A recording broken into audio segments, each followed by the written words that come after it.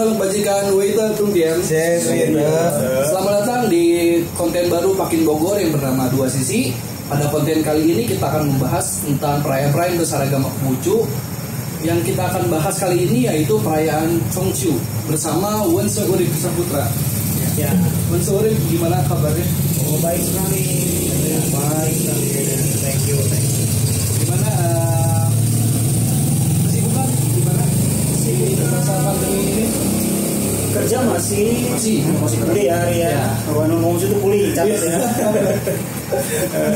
Terus kemudian juga kesibukan di Matakin Pusat juga masih jalan terus. Ada beberapa hal yang masih harus saya urus karena kebetulan kan saya sebagai sekretaris bidang kerohanian Dewan Rohaniwan Universitas Matakin. Ya masih seputaran itu lah. Ya, kerjaan di kantor dan juga kerjaan di kantor satunya nih untuk urusan sosial keagamaan di Matakin Pusat. Ya, tapi masih produktif lah ya. Harus kita harus produktif. Oke, pada kesempatan kali ini kita akan bahas soal Chongqiu. Chongqiu. Jadi sebelum kita syuting ini kita udah melemparkan beberapa pertanyaan kepada follower IG Pakin Bogor dan media-media lainnya. Jadi ada beberapa pertanyaan nih yang akan kita tanyakan nih. Ini sepertinya berat-berat nih. Enggak juga sih. Jawab ya. Iya, mudah-mudahan bisa dijawab ya pertanyaan-pertanyaannya. Oke. Iya. Kita sebutin dulu ya pertanyaan dari follower IG Pakin Bogor dulu ya. Ini salah satunya dari Makin Tonjong. Sejarah Chongqiu kenapa Chongqiu dirayakan di pertengahan musim gugur? Mungkin itu nanti dijawabkan nanti ya mungkin ya. Terus ada lagi yang nanya, emang sembahyang kue bulan ada hubungannya sama kisah Patka ya? Ini siapa ini yang nanya nih? Ini kebanyakan baca novel. Novel. Sama ya Shiyouchi Perjalanan ke Barat ya Sun Gokong ya. Oh iya. Perjalanan ke Barat ya. Terus ada lagi yang nanya nih dari Niali dari Pakin mana dia? Bogor juga. Bogor kan di Cijahe. Dari Cijahe. Apa makna dari sembahyang Chongqiu? Itu maknanya. Nah, ada lagi Yunensi dari Pakin Bogor nih. Dari Pakin kita nih. Kenapa pada ketawa duluan? Jadi dia nanya begini, Wansa ada berapa jenis kue bulan katanya? Ada berapa jenis kue bulan dan apa arti dari masing-masing jenis tersebut? Gitu. Jadi ada berapa jenis dan masing-masing artinya apa? Gitu. Ada keju, coklat. Oke, berikutnya dari Nikita ya. Kalau Nikita ini masih sekolah minggu Makin Bogor. Wense, apa dasar penggunaan kue bulan dari lambang sembahyang Chongqiu ini? Nah, terus dari Tasya, kenapa sembahyang Chongqiu identik dengan kue bulan? Mirip. Ya, itu. Nah itu udah 6 pertanyaan ya. 6 pertanyaan dan ada beberapa pertanyaan juga dari saya. Boleh. Dan beberapa pertanyaan tadi emang ada yang udah masuk di pertanyaan saya. Oke, kita mulai aja ya. Oke, boleh. Mulai dari Chongqiu nih. Chongqiu karena kan kita dua sisi ini sebenarnya membahas dari segi agama dan segi budaya. Karena kan selama ini perayaan-perayaan Konghucu ini kan identiknya dengan budaya gitu ya, budaya khususnya budaya Tionghoa. Ya, budaya Tionghoa gitu. Sementara kita sebagai umat Konghucu nih selalu merasa bahwa perayaan-perayaan tersebut adalah murni dari agama gitu. Nah ini ada simpang siur ini harus diluruskan lah ya kayaknya gitu. Seperti apa sih gitu Chongqiu, ritual atau budaya? Siapa yang mau Pak Ari ya? Harsa. Oh, Harsa, oke. Bukan Dori Harsa ya? Bukan itu suaminya Nela Karisma ya. Itu lagi nge-in tuh. Iya, bisa nge-in soalnya. Oke, jadi gini ya, Harsa ya. Sebelum kita membahas secara spesifik Chongqiu atau Tiongqiu ya, atau Mid Autumn pertengahan musim gugur, saya ingin memberikan sebuah pemahaman bahwa ini harus betul-betul dipahami ya oleh kita terutama juga khususnya oleh umat Konghucu dimanapun itu. Jadi kalau kita berbicara tentang agama, budaya, dalam konteks kita dalam hal ini kita ini ya, ini bukan berarti saya katakan bahwa agama Konghucu itu khusus hanya untuk bagi kalangan etnis Tionghoa saja, tidak ya. Tapi kita juga mesti tahu bahwa secara perjalanan sejarahnya Konghucu itu ada, Rujiao itu ada. Rujiao itu diturunkan itu ya di negeri leluhur. Ya, leluhurnya yaitu di Tiongkok. Maka hal-hal yang terkait dengan agama dan budaya ini seperti seolah saling berkaitan lah. Keping uang logam. Ada dua sisi loh. Ya betul, dua sisi seperti konten kita kali ini. Dan dua sisi saling terkait ya. Yang berkaitan. Kenapa demikian? Simpel saja sebenarnya. Kamu bisa lihat perjalanan sejarah suci agama kita. Rujiao Sengse di sejarah suci agama Rujiao, agama Ru ya. Kamu tahu nabi pertama yang tertulis dalam sejarah suci agama kita siapa? Fusi ya. Fusi itu kita menganggap beliau itu nabi. Ya. Karena apa? Beliaulah yang pertama kali lihat simbol-simbol ya berupa peta di Sungai Kuanto yang akhirnya menjadi dasar kitab suci I Ching dan perubahan. Saya nggak mau dalam-dalam bahasanya, ini udah mulai berat kan? Gimana, udah bingung belum? Iya, belum. Jadi intinya begitu. Tidak, Fusi adalah seorang nabi begitu. Tapi di satu sisi, ingat, Fusi juga adalah orang pertama yang mengajarkan masyarakat. Ingat, masyarakat dulu nggak seperti sekarang dong. Awal-awal peradaban ada itu tidak seperti sekarang. Yang masih terbelakang sekali. Teknologi yang sederhana, belum ada lampu dan lain sebagainya. Nah, Fusi ini mengajarkan bagaimana masyarakat yang ada, yang dia pimpin, itu dikenalkan cara-cara memancing, mulai dasar-dasar simpul-simpul kali yang menjadi, yang lama-kelamaan menjadi dasar-dasar pembentukan huruf Han, huruf Mandarin, huruf Hanzi. Nah, maka dari situ kita bisa lihat sebetulnya di satu sisi para nabi di dalam agama Konghucu yang kita sebut nabi, pasangan orang-orang suci ini juga merupakan peletak dasar-dasar peradaban. Jadi bisa dibilang bakal budaya. Bisa dibilang bakal peradaban mungkin ya. Ya peradaban, iya demikian. Karena memang begini, konsep nabi dalam agama kita adalah orang-orang yang bisa membawa kehidupan manusia ada dalam peradaban yang baru. Peradaban baru, peradaban yang membuat manusia makin berkeadaban, makin berakhlak, betul, makin kualitas bertambah, makin berilmu. Kemudian setelah Fusi ada Senung, diajarkan bagaimana bercocok tanam dan lain sebagainya. Obat-obatan mulai ditemukan dari apa, tanaman-tanaman, ya. Ya ini kan seperti itu yang perlu kita ketahui. Maka kalau kita tarik sekarang secara spesifik kita tentang Konghucu, itu juga berlaku demikian. Saya mungkin akan mencoba Arsa menjelaskan sedikit apa itu Konghucu sebetulnya. Ya. Tolong sekalian dengan sejarahnya mungkin ya. Nah, dikit lah ya. Dikit.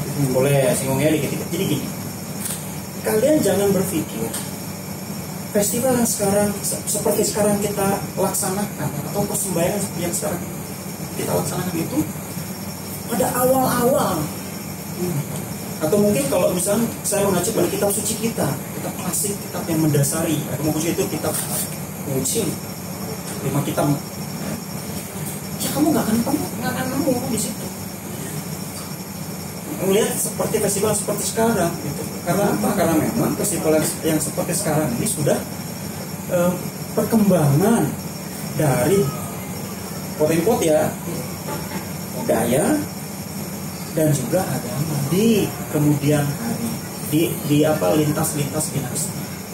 Kalau kita bicara tentang kitab suci kita, kamu tahu kitab suci kita Nabi Konghucu terutama, jangan kita bicara tentang sejarah yang terlalu jauh ya. Kita bicara tentang Nabi Konghucu aja. Nabi Konghucu di zaman dinasti apa? siapa? Ciu. Ya. Di dinasti itu istilah Chongqiu seperti sekarang itu belum ada. Tapi frasanya istilah Chongqiu itu Sudah ada. tetapi konteksnya tidak seperti sekarang kita lakukan. Berbeda. Paham ya? Jadi gini, kalau kita mengacu ke istilah Chongqiu, Chongnya tengah, Qiunya musim gugur, paling awal sekali, paling tua sekali, itu bisa kita ketemukan di kitab Zhongli. Tahu kitab Zhongli? Nggak tahu saya. Zhongli itu kitab khusus namanya si Zhou. Ya, jadi sudah salah satu kitab dari kitab khusus ilahnya Ru. Ingat, kitab suci Ru yang terkait dengan Li itu ada 3. Ada Li. Jadi itu tentang bagaimana tata ibadah zaman kuno dulu dalam Zhou. Ya mungkin banyak secara tatanan implementasi untuk sekarang sudah tidak kurang relevan ya. Dan mungkin yang substansinya masih bisa kita ambil. Kedua ada kitab Zhongli yang tadi saya katakan. Zhongli itu adalah kitab sebenarnya lebih ke tentang bagaimana menjelaskan tata pemerintahnya si Zhou. Yang ketiga kitab Lici. Nah, kamu tahu pasti kitab Lici ya. Jadi tentang kesusilaan itu di kitab-kitab ada 3. Ya, yang saya bilang tadi. Kembali ke masalah tadi yang saya sampaikan bahwa frasa Chongqiu tengah musim gugur itu ada kitab Zhongli. Dan Justru adanya di Zhongli itu. Ya mungkin banyak teman-teman aktivis juga yang belum baca memang juga ya. Mungkin ya, karena memang yang lebih familiar sekarang ini yang kita pakai ini kan Lici yang masih menjadi pegangan kita sekarang ya, yang banyak dikaji, diterjemahkan dalam bahasa Indonesia. Jujur kok Zhongli belum ada bahasa Inggrisnya aja, kamu akan langka sekali itu ya. Nah, jadi Chongqiu itu adalah pada saat itu, pada konteks dalam kitab Zhongli itu cuma terkait dengan waktu. Ya. Jadi istilah waktu di dalam satu musim. Yang tengah musim itu. Betul. Ini terkait dengan apa? Terkait dengan perubahan hawa di bumi. Di mana pada saat itu, ingat musim gugur itu mendekat musim apa? Musim dingin. Sebelumnya musim apa? Panas. Tahu ya? Jadi itu adalah masa peralihan. Hawa yang panas menuju pinggir. Jadi hawa sudah mulai dingin. Maka kalau dibaca kitab Zhongli, saat Chongqiu itu kaisar itu mengenakan jubah atau mantel berbulu. Bahkan difokuskan pemerintah untuk melayani orang-orang yang sudah lanjut usia. Ya, seperti itu. Jadi konteks Chongqiu pada zaman itu terkait dengan ya penetapan waktu dalam suatu musim, dalam hal ini musim. Paham ya? Jadi itu Chongqiu itu sebenarnya hanya sekedar penetapan waktu awalnya. Ya, kita betul. Awalnya belum ada kaitan dengan misalkan kayak sekarang ini seperti festival seperti sekarang. Belum. Ya. Nah, kemudian kalau kita bicara tentang festival yang seperti sekarang ya, Kasa, ingat, kita jangan bicara tentang kebudayaan Tiongkok saja ini. Kau bisa lihat, cek di belahan benua lain, misalnya Eropa, punya 4 musim juga nggak? Iya. Kamu misalkan kamu cek, mereka juga punya festival tiap musim nggak? Punya festival? Iya. Ya, termasuk bagaimana di musim semi, ya, sehingga diadop dalam suatu apa ya tradisi yang berbau keagamaan. Dalam hal ini misalkan teman-teman Nasrani dalam pasca mereka mengumpulkan telur itu kan sebetulnya sudah muatan apa ya tradisi budaya yang diadop dalam bingkai keagamaan. Nah, kembali ke kita, sebetulnya awalnya terkait frasa Chongqiu itu seperti yang saya katakan tadi. Tetapi lagi-lagi saya bilang tetapi dalam hal konteks persembayangan. Kalau kita ngomong sembahyang, tradisi, budaya atau agama? Agama lah pasti. Kenapa ini iman? Iya. Keimanan. Ya. Iya, zaman si cowok itu zaman feodal harusnya, bukan zaman sekarang. Maksud zaman feodal berarti apa? Zaman yang memang ini tata masyarakat di kotak-kotak ini. Ada yang korban sawah, ada yang kaum rakyat jelata. Ya, ini makanya feudalistik karakteristik tata pemerintahan zaman dulu. Nah, kalau zaman dulu itu, ingat zaman dulu itu domain persembayangan di Potempot monopoli bangsawan. Jadi hanya bangsawan aja gitu ya. Konteks zaman itu ya. Kita ngomong sejarah ya. Maka ada salah satu persembayangan yang dilakukan oleh kaisar. Ini sembahyang khusus dilaksanakan oleh kaisar pada musim gugur. Oh, bertepatan pada musim gugur. Ini terkait dengan fenomena alam. Fenomena alam itu pada musim gugur ya. Dilakukan oleh kaisar, namanya sembahyang Chang. Sembahyang Chang. Nah, sembahyang Chang ini adalah sembahyang yang dilakukan oleh kaisar pada musim gugur. Dan kalau kita ngomong konteks sembahyang pada musim gugur pada waktu itu, ya cuma ada itu. Pada Chang, karena apa? Sembahyang terkait dengan musim, ya, itu hanya bisa dilakukan oleh kaisar saja. Maaf, di bawah kaisar itu ada raja muda, adipati, itu nggak boleh. Oh, jadi khusus untuk kaisar aja gitu ya? Betul, karena apa? Terkait dengan musim. Musim itu berkait dengan unsur apa? Unsur yang. Yang itu berarti apa? Langit. Representasi dari apa? Chen. Maka yang melakukan sembahyang siapa? Kaisar. Dan konteks di zaman itu persembayangan musim gugur. Di musim gugur, saya katakan ada persembayangan di musim gugur. Ada yang sembahyang itu yang dilakukan oleh kaisar, itu sembahyang. Jadi boleh dibilang cikal bakal persembahyangan di musim gugur itu istilah awalnya adalah sembahyang Chang. mungkin karena berhubungan dengan Tuhan, jadi memang khusus untuk kaisar aja gitu. Ingat, kaisar itu zaman itu disebutnya apa? Tianzi. Tian itu kan Tuhan. Dalam konteks kita bukan cuma sekedar langit gitu ya. Tuhan. Ce-nya apa? Anak, putra. Dia apa? Tuhan. Tuhan, kaisar. Jadi yang hanya boleh sembahyang kepada Tian Itu anaknya gitu. iya. Termasuk ya? kepada Ti. Ti itu sebagai ibu, itu Yin. Yin yang nih, Ya, yang nih kan buminya ibu. Filosofis ya, bukan berarti benar bumi Ya, itu. ya, Filosofis ya, filosofis sekali. Betul ya? Betul. Langit yang memberi, bumi yang menerima. Langit yang bekerja, bumi yang mengikuti. Nah, kembali ke masalah tadi. Jadi yang boleh sembahyang Tian dan juga Ti cuma kaisar. Jadi rakyat jelata tidak boleh. Maka terkait dengan persembahyangan musim, karena terkait dengan langit, Tian, ingat dalam Lici dikatakan Tian Seng Su. Tian itu melahirkan kesempatan. Tian itu menganugerahkan waktu kepada kita. Betul nih? Kesempatan, peluang itu Tian yang kasih. Kalau rezeki betul ridhonya, tapi kita yang cari. Iya. Di mana nyarinya? Di bumi. Maka berkah adanya di bumi. Nah, kembali itu filosofis, agama kita filosofis ya. Jadi kemana-mana nih saya mulai serius ya. Nah, tapi kembali ke yang tadi bahwa intinya persembahyangan terkait dengan musim, cikal bakal ya awal sekali persembahyangan pada sembahyang yang berkaitan dengan musim itu adalah domain kaisar.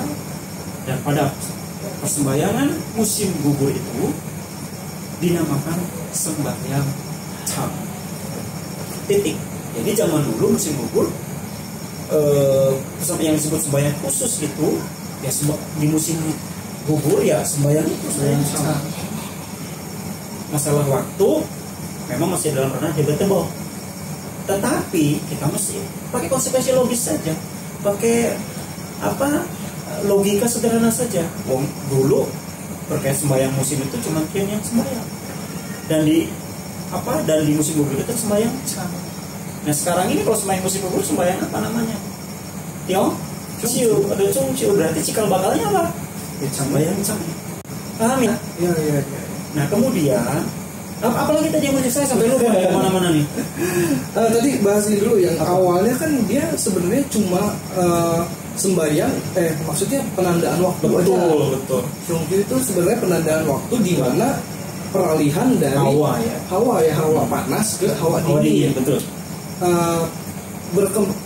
Berkembang zaman ternyata bertepatan juga dengan sembahyang Cang tadi. Gini, sembahyang Cang itu kalau dari awal dari zaman Indonesia udah ada. Jadi saya ingin tekankan, jadi frasa Congciu pada di zaman itu ketika ada sembahyang Cang itu konteksnya bukan persembahyang seperti sekarang. Paham ya? Cuma ngomongin waktu saja. Oh ini apa namanya pertengahan musim gugur, titik gitu. Tapi persembahyang yang disebut persembahyang yang terkait dengan persembahyangannya itu namanya persembahyang Cang, sembahyang yang domainnya kaisar, tapi tidak secara eksplisit saat Congciu itu tidak ada, belum ada. Namun saya katakan tadi kita pakai logika sederhana saja. Sembahyang yang sekarang kita laksanakan sembahyang musim pertengahan musim gugur ini ada di musim apa? Musim gugur. Nah dulu waktu awal-awal dinasti awal misalnya Xia, Shang, Zhou, terutama di Zhou ya, dinasti di mana ada konflik itu, sembahyang musim gugur itu cuma dilakukan oleh raja dan cuma satu itu namanya sembahyang Cang. Ya, jadi intinya itu. Nah kemudian mungkin saya ingin sedikit jelaskan juga, kan ada istilah Congciu. Nanti kalau bisa ditampilkan boleh bisa. Bisa. Ada frasa Cong dengan ada satu Congciu. Jadi mid autumn tengah musim gugur. Yang sembahyang yang atau festival yang sekarang kita ketahui. Kenapa disebut Congciu? Karena itu pertengahan musim gugur. Itu salah satunya. Tapi ada sebuah dasar yang perlu teman-teman juga ketahui. Jadi gini, sistem penanggalan kita secara umum disebutkan kalender Tionghoa lah ya. Tapi kalau kita komit sebagai Hongzi mengatakan Hongzi. Oh ada yang bilang penanggalan Imlek atau apalah. Intinya penang kalender yang umumnya dipakai oleh orang Tionghoa, ya, yang berasal dari Tiongkok sana.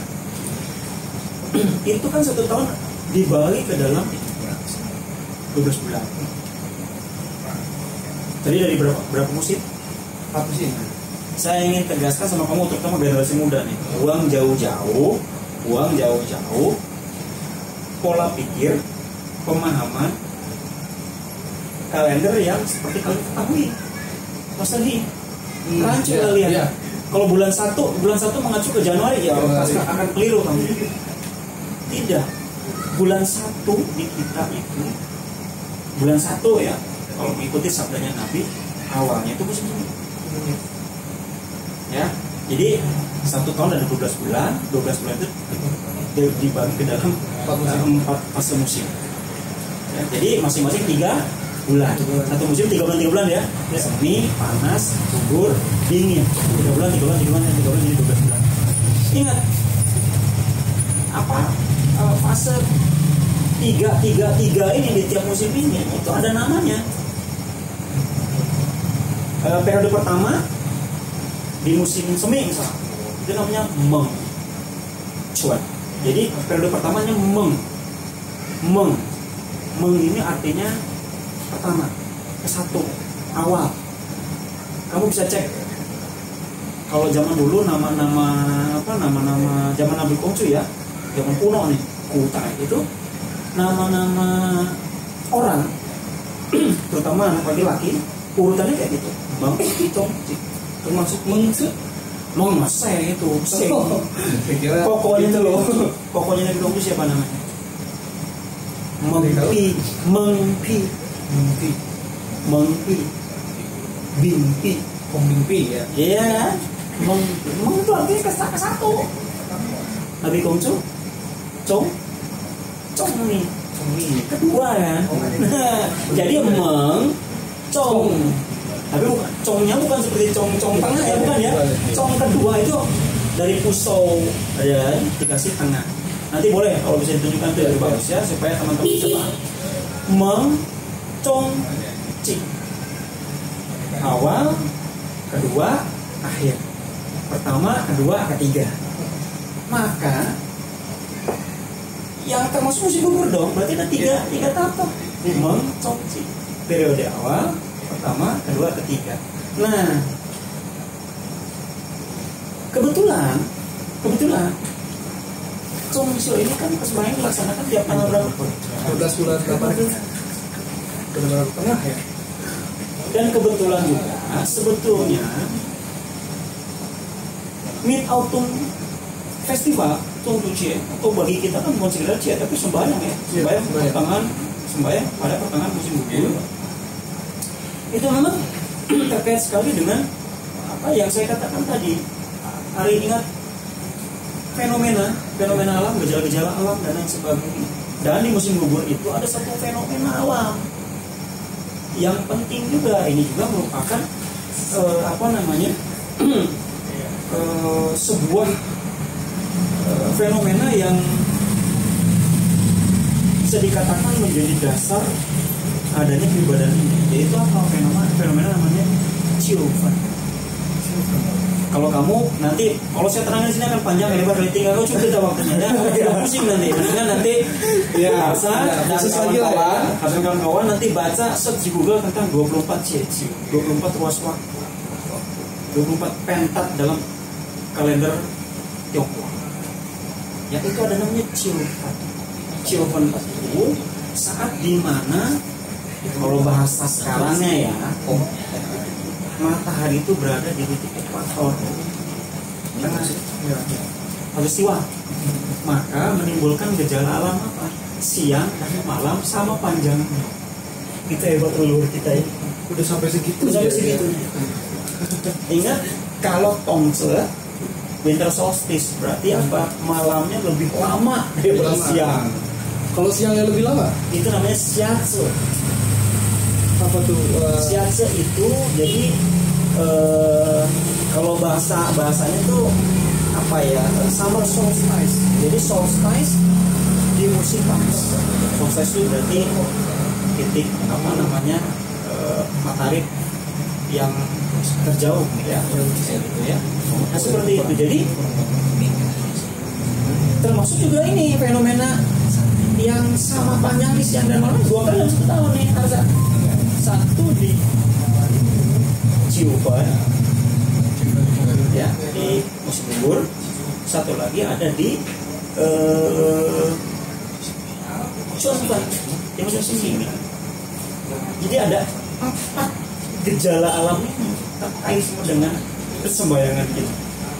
Maka sebetulnya fenomena ini ya, fenomena Ciupan ini ada atau tertulis dalam kitab suci kita itu memang secara tidak eksplisit ditulis Ciupan karena zaman itu istilah 24 cieci belum diketemukan harsa belum, tapi fenomenanya sudah ditulis di kitab suci. Silakan baca di periode kedua musim gugur di Chongqiu itu ya, periode kedua musim gugur itu ditulis bahwa di saat itu antara siang dan malam sama panjang. Jadi fenomena ini yang juga mempengaruhi, mendasari adanya festival persembayangan Chongqiu yang seperti sekarang. Paham ya? Ya. Mudah-mudahan kamu paham. Paham lah ya. Paham ada nggak? Nanti saya cek lagi di pemahamannya ya. Ini seperti itu. Nah kemudian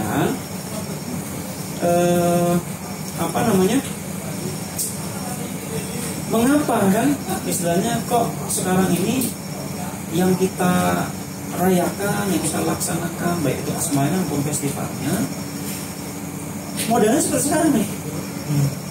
Kan menjadi pertanyaan demikian. Dulunya nggak begitu.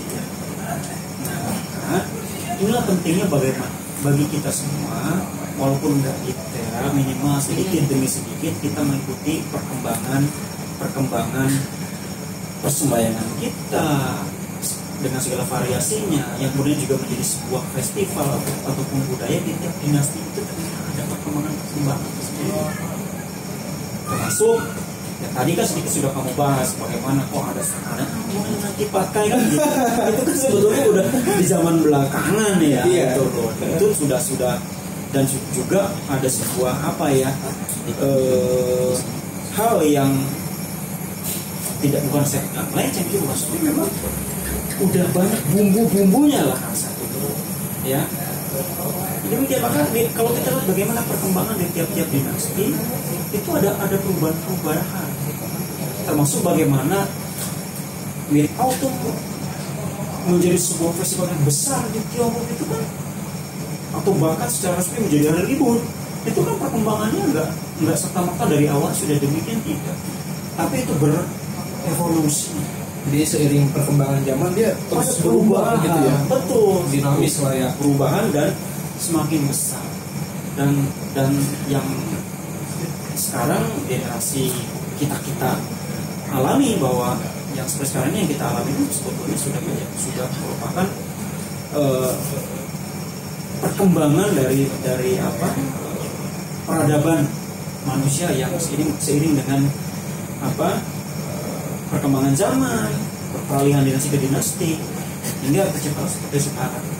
Demikian. Jadi kalau misalnya tadi pertanyaannya ritual atau budaya, itu berarti emang nggak bisa serta merta dijawab. Oh ini budaya, oh ini ritual gitu. Nggak bisa ya. Berarti emang ada ini ya. Maksudnya perkembangannya gitu ya. Betul. Sama yang paling penting adalah yang seperti tadi di awal kita bahas sedikit, bahwa terkait dengan Chonghua Wenhua, budaya Tionghoa, antara budaya ya, tradisi dengan agama, budaya atau tradisi ya dengan agama. Ini seperti saya katakan, seperti mata uang logam dengan dua sisinya, itu tidak bisa dipisah, yin yang saling melengkapi. Karena apa? Dari perjalanan sejarahnya juga, yang mungkin bagi teman-teman rekan-rekan pengamat budaya, orang-orang atau tokoh seperti Fusi, mereka tidak akan mengerti. Ya, tapi kalau budaya, mereka melihatnya dari segi budaya perspektifnya. Emang itu kan dia gitu. Tapi kalau kita melihat dari sisi iman, prinsip agamis, ya, kita kan lihat bahwa Fusi itu sebagai seorang nabi buat kita, karena beliau juga yang menerima kiensi, atau ya kalau boleh pinjam istilah tentang wahyu Tuhan ya. Walaupun saya katakan bahwa istilah wahyu ini jangan sampai dengan yang lain ya, kita punya karakteristik tersendiri, pemahaman tersendiri. Jadi demikian. Bahkan saya akan mengutip sebuah tulisan ini yang sering dikutip oleh almarhum Shin Tao-se. Kalau tidak salah ini seorang bernama Christopher Dawson. Dia dalam bukunya menulis bahwa the great religions are building a foundation for the great civilization. Paham ya? Bahwa agama-agama besar itu fondasi membangun sebuah fondasi dasar bagi peradaban besar. Nah, kalau kita bicara tentang agama besar bukan besar, perlu memberikan fondasi untuk peradaban untuk peradaban manusia jalan luas. Bahkan kalau saya katakan lagi bahwa kalau konsep nabi orang yang membawa manusia menuju peradaban baru, peradaban manusia yang lebih berkeadaban. Nabi dalam konteks kita adalah nabi yang bisa menjadi pemimpin umat manusia dalam hal ini menemukan peradaban yang lebih baik. Ya, itu seorang nabi. Contoh, saya katakan tadi Fusi, orang yang tadinya mungkin nggak kenal ada namanya tombak, jala, Fusi memperkenalkan. Jadi orang nangkap ikan lebih mudah. Peradaban bukan? Ya. Jadi sebenarnya nabi di kita tuh nggak serta merta eksklusif hanya Konghucu gitu. Sebenarnya dia sebagai panutannya ya seluruh manusia mungkin ya. Dalam hal ini yang ada dalam peradaban Tiongkok sah-sah saja. Karena misalkan saya ingin katakan bahwa banyak ajaran-ajaran yang bersumber dari peradaban kuno.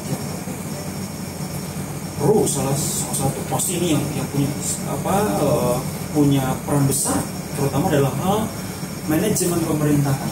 Bahkan dalam sebetulnya saya setuju nggak setuju sih ya, ini cukup mengkerdilkan juga, tapi di satu sisi kita juga mesti setuju ada sarjana-sarjana barat mengatakan ketika Ru Xiao ini adalah sebagai Chinese Imperial Tradition, di tradisi kerajaan. Jadi yang terkait dengan apa-apa yang kerajaan lakukan, etika raja, tata pemerintahan itu Ru yang. Jadi peradaban Tiongkok kuno itu salah satu Ru itu ada, Tao juga ada. Jangan lupa Wu juga ada. Wu itu jadi semacam shamanism. Jadi ini agama tua dan tidak bisa kita hilangkan. Buktinya salah satunya praktek mediumship. Tahu mediumship? Apa itu? Mediumship itu kalau di teman-teman kelenteng itu tangsin tuh. Oh. Nah, ya kalau istilah ininya mediumisasi lah gitu ya. Mediumship. Jadi itu kan cikal bakal dari Wu. Ya, jadi Ru mempelajari itu tidak konsisten, tapi kita tidak menolak. Ya, kita tidak menolak, tapi kita tidak mau fokus mendalami itu. Ingat Nabi, nggak boleh kita terlalu dekat dengan hal itu. Ya, lebih ke bimbingan. Betul itu. Ingat, kita hidup harus punya moral, etika yang baik, menempuh jalan suci, ya. Membina hubungan baik dengan sama manusia, ini yang lebih ditekankan. Karena yang paling penting, ini real sekali dalam kehidupan saya. Kita nggak mau masuk ke dalam ranah yang spekulatif, ya gitu. Oke, tadi sejarahnya cukup panjang ya. Mabok ya. Ya, jadi Itu sedikit loh, saya ngomong itu baru sedikit ya, belum selengkapnya ya. Oke. Jadi kalau misalnya tadi agama dan budaya itu tidak bisa dilepaskan, betul sudah jelas ya. Dalam perspektif ya harus. Iya, Jadi ketika yang penting sama-sama saling menghargai saja. Ya, jadi bagi umat Konghucu ini merupakan persembayangan, ya tolong dong teman-teman yang mengaku ini budaya hargai bahwa ini juga memang ada unsur agamanya. Nggak bisa dibantah, oh itu bukan dari Konghucu gitu, nggak bisa. Atau mungkin itu bukan agama, itu bukan budaya, agama tapi cuma budaya. Ya jangan gitu juga dong. Begitupun kita juga sebaliknya. Kalau ada teman-teman mengatakan bahwa ini budaya, silahkan, itu pun hak Anda. Tapi ingat dalam konteks kita sebagai umat beragama, kami Konghucu melihat bahwa ini bukan cuma sekedar perjalanan budaya atau tradisi, tapi ada perjalanan sejarah suci dari munculnya wahyu para nabi digenapkan sama Nabi Konghucu, ya. Jadi serta-merta nggak bisa hanya budaya atau hanya agama gitu ya. Ini saling melengkapi. Jadi berikutnya sejarah udah. Terus dikit ya udah. Ya, walaupun dikit sebenarnya ya. Kita ke masa sekarang ini kan Chongqing itu identik dengan kue bulan. Ya, kue bulan. Nah itu kenapa sih gitu kue bulan yang jadi ikonnya gitu? Nah, ada hubungan apa gitu antara Chongqing dengan kue bulan gitu? Apakah ada sejarahnya? Ataukah karena emang ada setiap persembayangan itu wajib ada makanannya sebagai simbol, atau itu seperti apa? Gimana? Jadi gini, terkait dengan kue bulan ini saya karena gini saya menteladani cara belajar Nabi Konghucu. Ingat definisi Ru, kamu umat Ru lah. Iya. Salah satunya adalah akademia literati. Literati berarti kaum yang mendalami literatur. Ya. Jadi kalau kita baca harus ada dasar literatur. Maka kalau misalnya saya berdasar pada mitos, saya nggak mau. Misalkan nggak mau terlalu menyinggung, walaupun itu bagian dari budaya kita. Oke, kita hargai, tapi ya kita mesti sekedar tahu aja lah, nggak usah terlalu diperdalam lah. Oke, itu ada cukup. Nah, kalau masalah kue bulan, sepanjang yang saya tahu itu sebetulnya dikaitkan dengan perjuangan Chu Yuan-sang. Chu Yuan-sang ini pendiri dinasti Ming. Jauh setelah Jauh sekali, ya. Jadi saat dinasti Ming itu menggulingkan dinasti Yuan, dinasti Mongol. Jadi saat itu ada tokoh yang kemudian juga menjadi raja pertama dinasti Ming, yaitu Chu Yuan-cha, Kaisar Konghu. Pada saat melakukan akan menggulingkan, ya, katakanlah akan menggulingkan dinasti Mongol ini, dia punya strategi untuk mengumpulkan orang-orang, berikut juga para pendukungnya, rakyat pada waktu itu yang mendukung Chu Yuan-sang. Jadi dia itu punya cara untuk mengumpulkan kekuatan, membangun kekompakan untuk sama-sama menyerang gitu. Nah, salah satunya adalah memakai media kue ini. Jadi ya, sebenarnya kuenya nggak seperti sekarang lah. Kue sangat sederhana sekali lah. Cuman kue padat gitu loh, bentuk bulat saja. Ini diisi dengan pesan. di dalamnya ada pesan. Mau tanggal sekian kita serang. Mirip itu ya. Strategi ini. Kalau di barat tuh fortune cookie gitu. Kalau fortune cookie kan kayak kue gitu, ada tulisan gitu. Betul. Cuma itu lebih ke wish ya. Ya, itu nggak sih harapan ya, doa-doa kan gitu ya. Nah, kalau bukan mooncake sebenarnya pada saat itu belum ada istilah mooncake ya, tapi lebih kue yang bulat ini ya, kue yang kering bulat pipih ini lebih ke media, sebagai media untuk menyampaikan pesan, ya, strategi Chu Yuan-sang ini untuk menggulingkan komunikasinya melalui kue itu. WhatsApp-nya zaman dulu lah ya. Demikian gadgetnya zaman itu ya itu ya. Jadi dari situ sehingga sukses berdiri dinasti Ming. Nah, untuk menghargai, untuk mengenang, ya, bukan jasa kuenya sih, bukan, lebih ke pengingat sebagai pengingatnya aja bahwa kita pernah membuat sebuah peristiwa yang amat monumental yang salah satunya pakai media ini loh, kue yang bulat pipi ini loh. Nah sehingga ini dipakai, mulai saat itu dipakai, jadi menjadi ciri khas dalam persembahyaan Chongqing. Karena memang saya tadi lupa memberikan sebuah penjelasan bahwa pada saat Chu Yuan-sang melakukan quote and quote nih kudeta lah ya, jangan kudeta lah, lebih ke penggulingan kekuasaan yang tiran ini ya, yang sudah tidak baik ini gitu. Itu pada saat musim gugur itu ya. Jadi memang momennya pas ya, pada saat musim gugur dia melakukan sebuah strategi untuk menggulingkan kudeta ya dinasti Mongol ini. Medianya pakai kue bulat pipi ini. Nah, sehingga pada saat persembahyangan Chongqing ini disajikan ya, jadi ciri khas. Nah, dari situ sih yang lebih populer ya. Kalau Mas Chang'o dari bulan itu sebenarnya lebih ke itu folklore ya. Iya. Folklore paham ya, cerita rakyat, dan juga mungkin karena itu mungkin juga seperti bulan kue itu terus ada yang dikaitkan sebagai cerita atau romance gitu ya. Betul sekali. Bahkan ini juga boleh saya tambahkan sedikit, saya bukan berarti juga keluar dari jalur literatur agama kita, bukan, tapi kita juga mesti paham bahwa ya dikit-dikit bolehlah kita baca kitab ajaran lain. Dalam hal ini misalkan ada kitab namanya kitab Guanzi itu boleh dibilang cikal bakal aliran legalisme di Tiongkok, aliran Faxia. Kalau kita Rujiao ya, atau Rujia, ada lagi Faxia.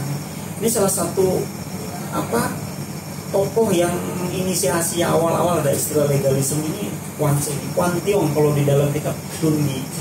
Kwancong orangnya, ya, nama orang itu Kwancong, disebut juga Kwanse, jadi nama kitabnya Kwanse. Nah itu di situ tertulis bahwa Kwancong ini hidupnya si Chow loh, jangan salah lo, sama. Pernah ketemu Nabi kan? Oh iya, sejaman itu, hampir sejaman, ya. Sejaman lah ya, sejaman dan hampir usianya hampir sama lah. Maka di kitab Ludi beberapa kali Nabi Kongce menyinggung tentang Kwan Tiong. Cari sama kamu sebut. Bagaimana pemikirannya agak sedikit kontra lah dengan Nabi ya. Tapi perlu dipahami Kwan Tiong ini zaman Chow, dia juga tahu tata pemerintahnya si Chow. Nah, di situ ditulis bahwa Kaisar di si Chow kalau pada musim semi ya, apa namanya, spring ya, musim semi itu dia bersembahyang menghadap matahari. Ya. Kalau musim gugur menghadap bulan.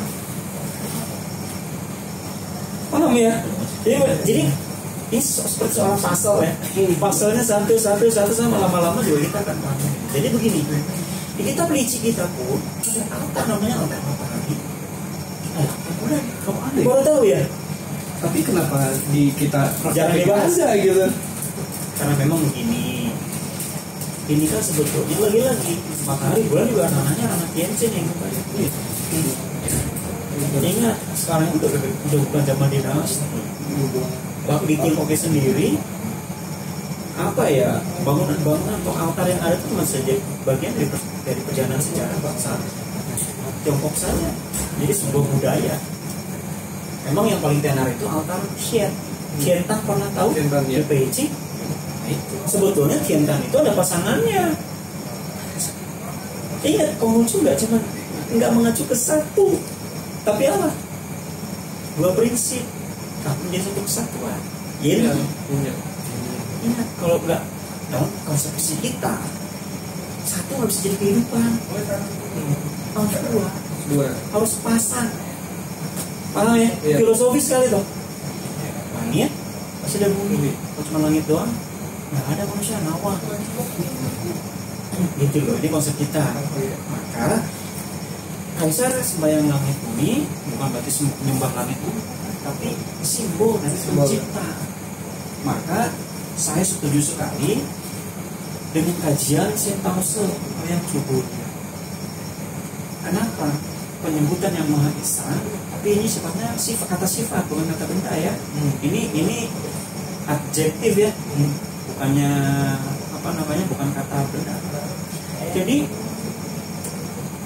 disebut Tai Chi. Pernah dengar kata Tai Chi? Maha tinggi, Maha puncak. Ya, Sebenarnya bukan maha puncak. Kalau maha puncak mana ya? Ya boleh lah. Kalau soalnya bahasanya sulit ya. Tapi lebih ke Tai Chi itu jadi paling puncak ya. Iya, Pak, maha puncak. Nggak ada tandingannya gitu. Ya jadi simbolisasinya ya Tai Chi itu satu titik kan.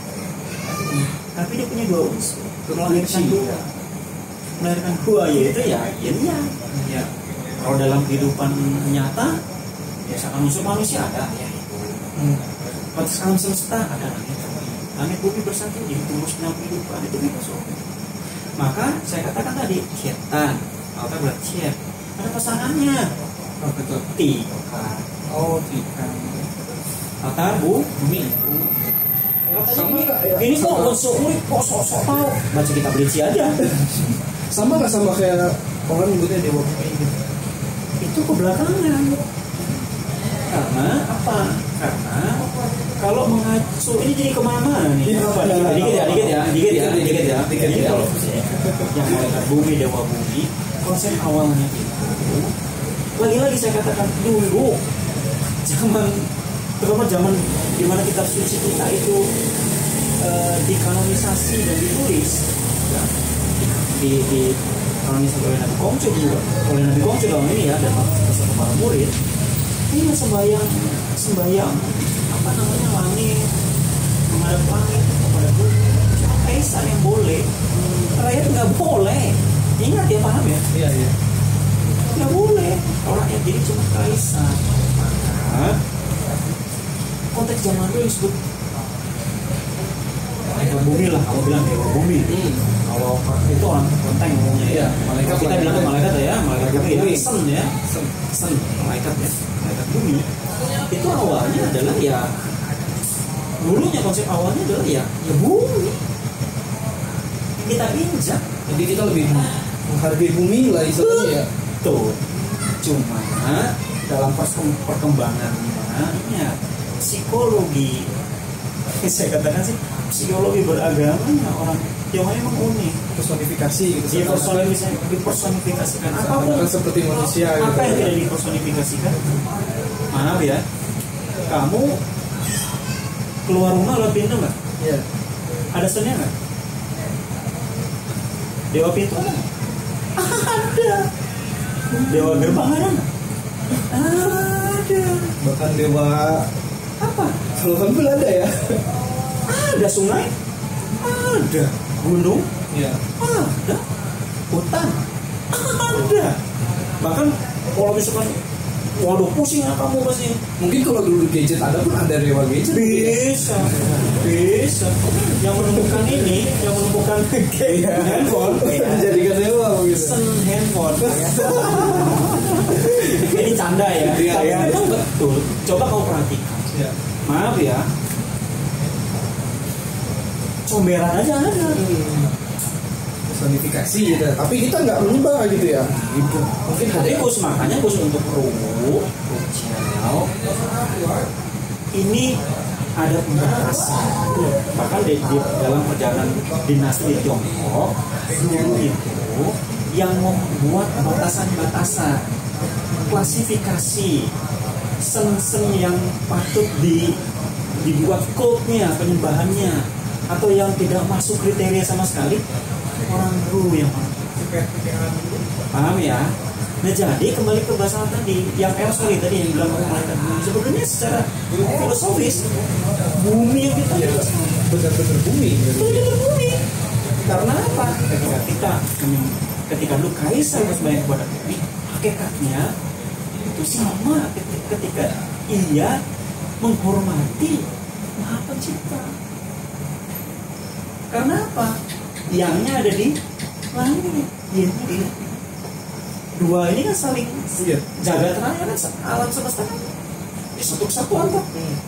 Maka menyembah alam semesta secara keseluruhan ini domainnya adalah kaisar. Ketika dia menghormati ini, ya, menghormati universe ini, ya, sama dengan dia menghormati yang Maha Esa, yang Maha Pencipta. Demikian ya. Nah kemudian memang ada lintas generasi, terutama ketika kalangan rakyat merasa kering dan butuh keringanan, rakyat juga nggak mau ini dong. Apa namanya? Bukan nggak mau kalah ya, bukan, dia juga butuh. Betul. Maka dia membuat ada ya macam-macam lah. Ada, kamu bisa cek di masing-masing daerah kadang-kadang ya yang terkait dengan dewa buminya beda-beda. Ya kelenteng beda dewanya istilahnya. Ya, demikian. Oke, berikutnya balik lagi ke sembahyang Chongqu ya. Sikap seorang Cingce dalam merayakan Chongqu tuh seperti apa sih gitu? Waduh, sikap seorang Cingce. Iya, Cingce.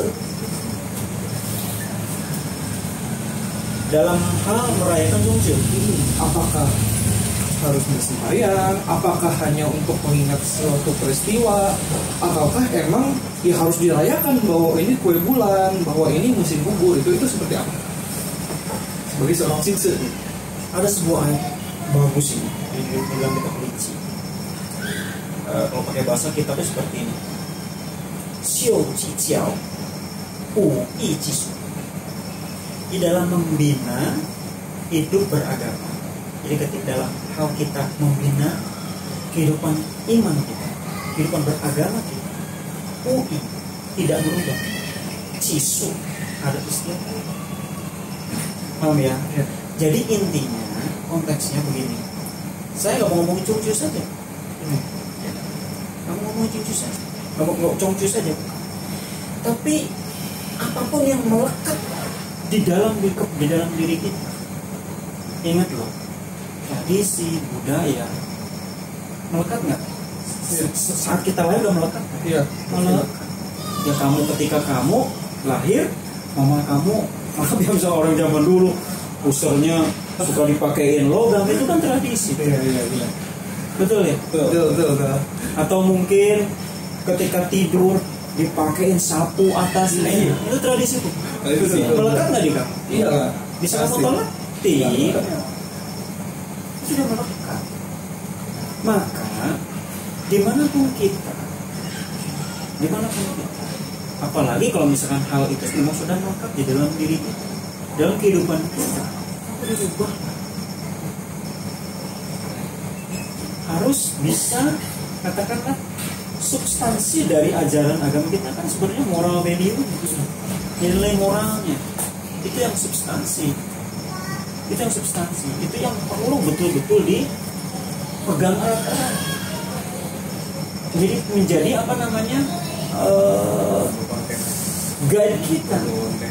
Tapi dalam hal prakteknya bisa saja menyesuaikan dengan budaya kita.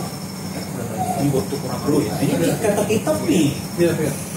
Bahkan yang paling seru itu sebenarnya ada sebuah dialog murid Nabi nanya sama Nabi, ini budaya loh, terkait dengan budaya.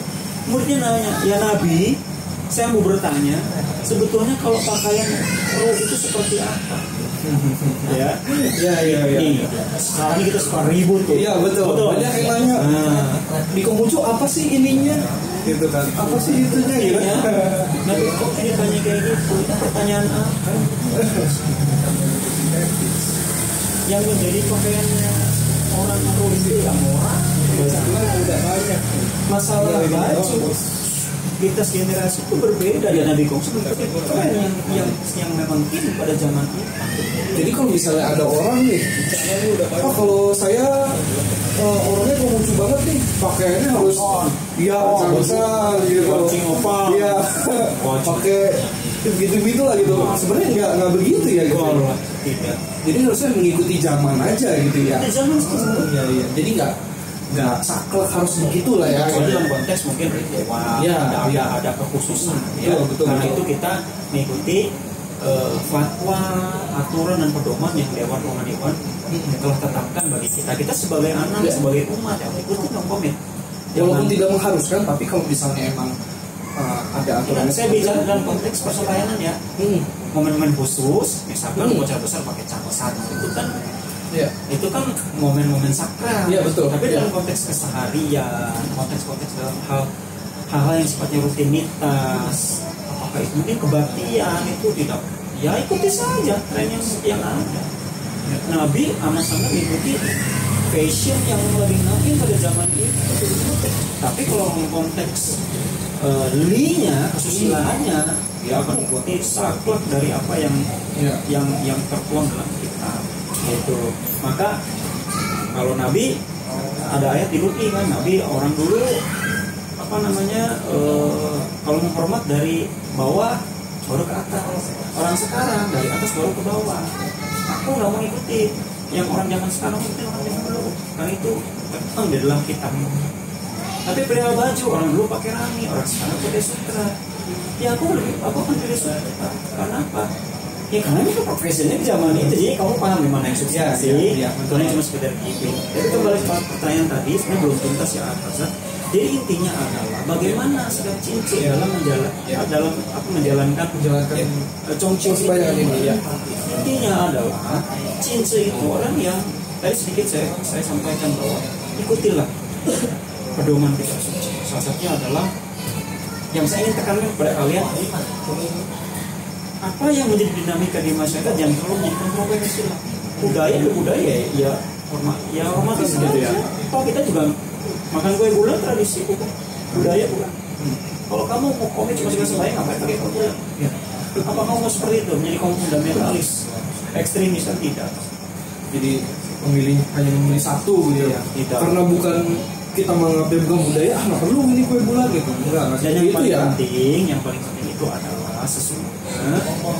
Tadi sedikit sudah kita bahas bahwa sembahyang Chongche ini istilah awal cikal bakal sembahyang Chan, sembahyang khusus yang dilakukan oleh Ketse. Secara prinsip ini mempunyai nilai adalah sembahyang doa dan harap. Oh jadi di situ kita sembahyang itu berdoa dan berharap ya? Karena simbolisasinya bulan yang terang. Sehingga pada saat Chongche ini, kamu pernah main game Harvest? Ya, ya. Harvest Moon itu apa? Ya dia panen gitu kan ya. Dan ada fenomena bulan. Ya, ya. Moon yang Harvest Moon itu bulan pada saat panen di musim gugur. Ingat karakteristik bulan di musim gugurnya. Terlihat dekat dengan cengkerawan lagi. Secara karakternya kamu bisa lihat itu bukan, tapi bukan kita yang di bagian selatan bumi, bukan ya, bulan utara nih yang punya produksi itu Harvest Moon itu kan bulan yang terlihat besar dekat gitu dengan bumi, maka lagi-lagi fenomena sembahyang melihat bulan yang itu pula terang melambangkan harapan-harapan bagi manusia untuk punya kehidupan atau masa depan yang lebih baik. Gitu. Jadi intinya persembayangannya itu kita berdoa dan berharap. Betul. Gitu ya. Betul. Oke. Berikutnya persembayangan ini tuh dia kita sembahyangnya saat apa gitu? Apakah jam 12 malam? Apakah pada saat bulan itu nampak atau pada saat apa itu persembayangannya? Jadi begini, saya terkait dengan persembayangan. Kalau kita mengikut dalam kitab suci kita, secara eksplisit tidak akan kita ketemukan waktunya. Tidak. Tetapi kalau kita mengacu pada sebuah fenomenanya itu sendiri, ingat Mid Autumn Festival terkait juga dengan apa? Dengan tadi sedikit kita bahas Harvest Moon, karena kan tadi mungkin ada skip dikit ya, saya kurang sampaikan bahwa musim gugur itu juga merupakan masa panen raya juga, ada istilah Golden Harvest ya. Golden Harvest itu kan panen betul-betul panen yang besar-besaran gitu loh, yang besar-besaran. Nah pada saat itu juga terkait dengan adanya fenomena Harvest Moon bulan pada saat terdekat dengan Siufen tadi ya, jadi pada saat musim gugur itu ya. Jadi ada sebuah euforia, ada sebuah kegembiraan yang luar biasa pada waktu itu menyambut panen dengan adanya juga fenomena maka sembahyanglah. Dan juga tadi sedikit saya sampaikan sama kamu bahwa sembahyang kepada bulan juga memang dilakukan oleh kaisar pada zaman dulu. Itu pun dilakukan pada musim gugur. Ya, jadi secara filosofis dan lihat sebuah fenomenanya rasanya lebih tepat pada malam hari. Oh jadi malam hari ya? Ada bulan. Coba kalau kita lihat bagaimana perkembangan, ya kan kalau bilang dari tradisi budaya, kita lihat bagaimana tradisi yang mengiringi festival ini, salah satunya adalah tradisi menikmati rembulan pada malam. Jadi bukan kamu ya, jadi pada saat festival Chongche ini minum dengan minuman yang mewah, dengan adanya kue bulan, memandangi bulan. Jadi semua terkait dengan jadi fenomenanya itu yang kita tangkap, maka sebetulnya memang lebih pas itu pada saat malam. Jadi itu lebih pas. Nggak salah juga ya kalau misalnya disebut sembahyang bulan gitu ya? Nggak mau. karena memang cikal bakal Chongqiu-nya ada istilah Qi Yue. Qi itu sembahyang, Yue itu bulan. Yue liang ya, jadi bulan. Jadi sembahyang bukan sembahyang bulan kepada bulan sih, tapi lebih kepada sembahyang menghadap bulan. Konteksnya adalah kepada sang maha pencipta. Karena lagi-lagi yin yang gitu ya. Oke, mungkin udah banyak juga yang kita bahas ya, udah mulai dari sejarah, mulai dari perkembangannya seperti apa, terus bagaimana seorang Cince menghadapi atau menyikapi sembahyang Chongqiu ini gitu. Udah panjang banget lah ya ini. Secara singkat bagaimana Chongqiu itu apa sih? Secara singkat dari sejarah sampai tadi, secara singkat aja lah. Secara singkat ya? Ya, singkat. Sebagai penutup ini. Karena kita hari ini kan sebenarnya walaupun kita membahas sebenarnya tema luas sekali nih ya, kita bahas itu luas sekali kemana-mana. Tapi kita komit bahwa kita sebagai umat beragama kita mau fokus di ranah keimanannya. Secara singkat saya ingin katakan bahwa sembahyang Chang pada saat Chongqiu, ingat nama sembahyang bukan Chongqiu. Chongqiu itu waktu Sembahyang Chang ya. pada sembahyang Chang pada saat Chongqiu ini adalah sembahyang simbolisasi dari sebuah doa dan harapan. Ini karena ini didasari dengan kepercayaan perlu kita dulu bahwa pada saat pertengahan musim gugur inilah saat dimana tata letak ya tata surya ini betul dalam aura yang paling baik, sangat harmonis. Jadi sembahyang Chang saat Chongqiu adalah saat yang tepat untuk pertama menyampaikan doa dan harapan. Kedua, hal yang terkait memadukan yin dan yang.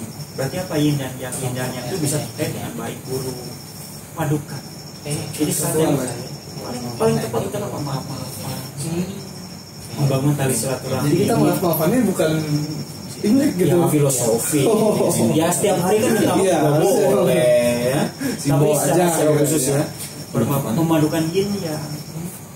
Maaf ya, di sini banyak yang jomblo. Ada tuh. Banyak. 1, 2, 3. Harsa. Saya bangga.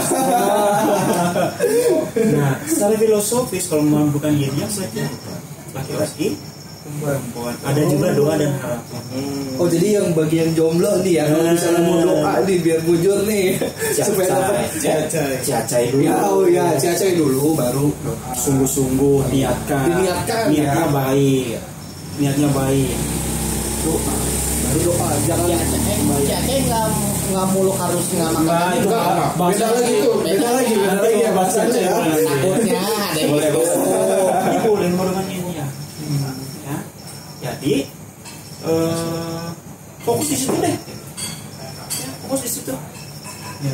Sebenarnya secara filosofi nilai terkandung saya rasa segaris besar gitu. Boleh diterapkan, dipraktekkan. Yang paling penting adalah pandanglah ini ya Chongqiu ini dari sisi religiositas, sisi iman. Jangan cuma sudah buat hura-hura. Saya rasa itu saja sih. Oke, cukup menarik ya, udah panjang lebar, terus juga sangat padat ya tadi yang terakhir ya, penekanan dari Wonse Urip. Cukup sekian mungkin pembahasan Chongqiu kali ini. Terima kasih waktunya pada Wonse Urip. Oh ya, saya juga terima kasih sekali. Ya mungkin setelah Chongqiu ini mungkin kita nanti next akan membahas lagi perayaan apa itu. Berikutnya Gini, kalau Berikutnya. terkait dengan festival, kalau dalam sepanjang sejarah perjalanan kebudayaan Tiongkok 4 besar. 4 ya. Iya. Kan abis ini musim dingin. Iya, ikutin saja. Dingin berarti apa? Mungkin nanti kita next video kita bahas Nanti ya. spring berarti siang. Nanti juga bisa diganti dengan Cingkian Pung. Oh, Kentiko, kenapa kok air Kentiko juga boleh. Terus kemudian ya nanti bisa juga apa tuan dia Koniak. atau mungkin nanti ya bahasnya yang ringan-ringan. Iya. Ringan tapi berisi. Saya juga kan aduh ini saya belum ada apa-apanya. Belum ada apa-apanya. Masih cetek sekali. Kita apa? Oke, cukup sekian dari konten baru kita, yaitu 2 sesi kali ini yang membahas tentang Chongju. Kita kembali lagi ke 2 sesi berikutnya, kita akan membahas tentang Fungche ya. Boleh Ya, oke. Demikian konten kali ini. Sampai jumpa di video berikutnya. Terimalah salam kembali. Salam iman kita hanya kebajikan yang berkenan. Wei ke Tungtian. Cek. Anjay.